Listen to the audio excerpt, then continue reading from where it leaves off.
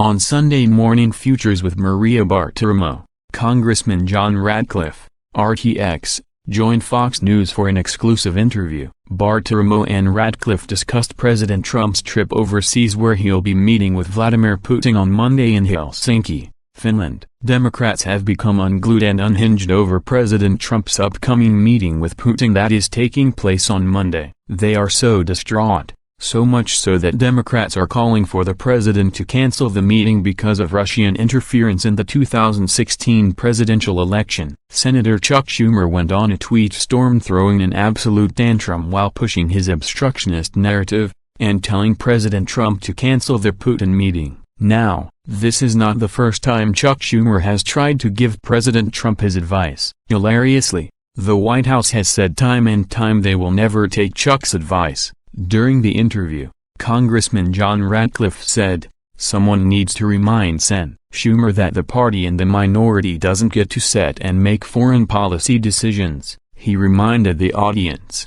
as former President Obama used to say often, "Elections have consequences."